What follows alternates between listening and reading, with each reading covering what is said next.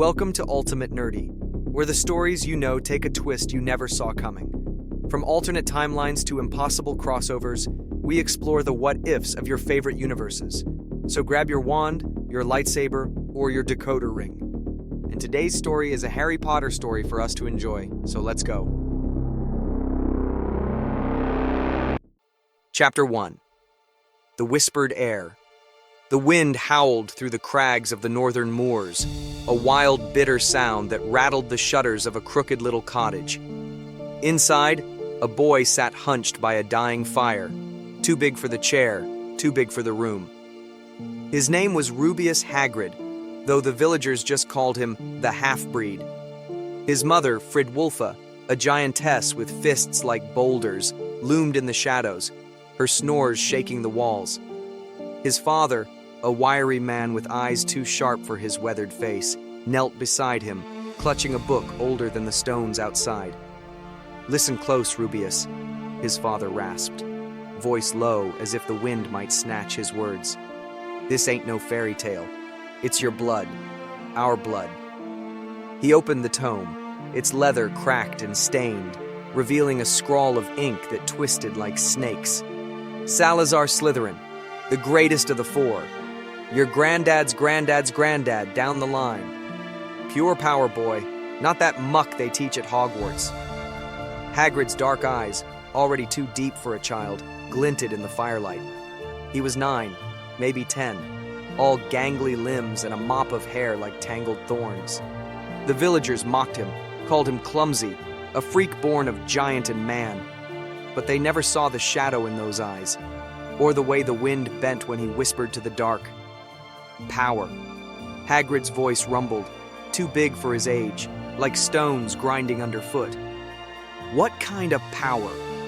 His father traced a finger over the page, past runes Hagrid couldn't yet read, to a drawing of a serpent coiled around a wand.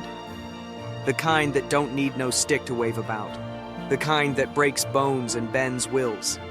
"It's in ye, lad. Your mother's strength, my cunning, and Slytherin's old magic. They'll fear ye one day." The fire spat, and Hagrid's hand twitched. He'd felt it before, something wild, something raw.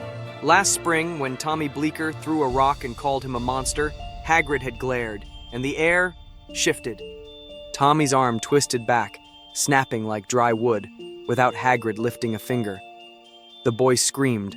The village whispered, "Accident," and Hagrid's father dragged him home, pale as death. "You gotta hide it," his father said now, slamming the book shut. "Till you're ready. Hogwarts'll take you soon, but don't let 'em tame ye. Slytherin's heir don't bow to no one." That night, Hagrid lay awake, the tome hidden under his straw mattress. His mother's snores faded, and he crept outside, barefoot on the cold earth. The moors stretched black and endless, and he raised a hand, testing. A gust tore through, unnatural, bending heather flat. He grinned, too wide, too sharp, and a hair bolted from the brush, only to drop mid-leap, neck bent wrong. No wand, no words, just him. Days later, it went wrong. Tommy Bleeker's brother, Will, came sniffing around, bold with a pitchfork and a drunkard's courage. "You're a curse, Hagrid," he slurred, jabbing the prongs. Hagrid's temper flared, hot, black, alive. The air cracked, and Will flew back, slamming into a tree. His chest caved inward, blood bubbling on his lips. Dead before he hit the ground. Hagrid froze, breath ragged, as his father stumbled out, cursing under his breath. "Fool boy! You can't let him see!" He dragged Will's body to the bog, sinking it deep, and turned to Hagrid with a grim nod. "Our secret, Rubeus. They'll call it a bear or the wind, but ye know what ye are now." A year later, an owl tapped the cottage window, a Hogwarts letter clutched in its beak. Hagrid's father smirked, pressing the tome into his son's massive hands. "Go, lad. Hide your fangs till the time's right." Hagrid stepped onto the Hogwarts Express, towering over the other first years, his grin a mask of innocence. The train rattled toward the castle, and he sat alone, fingers brushing the book in his pocket. When the sorting hat settled on his head, it flinched, its voice a hiss in his mind. Slytherin, but deeper still. Hagrid chuckled, low and dark, as the hat shouted its choice to the hall. The game had begun. Chapter 2. The Spider's Web. The air in Hogwarts smelled of stone and secrets, and Rubeus Hagrid drank it in like wine.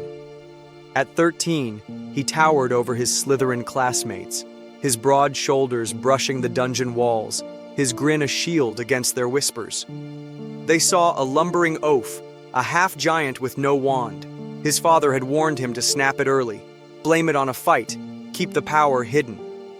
But Hagrid saw them all, prey, pawns, and one boy who shone too bright, Tom Riddle. Tom was 16, a prefect with eyes like polished obsidian and a smile that cut. He moved through the corridors like a prince, Slytherin's pride, whispering of blood purity and power. Hagrid watched him from the shadows, nursing a crate of stolen flobberworms under his arm.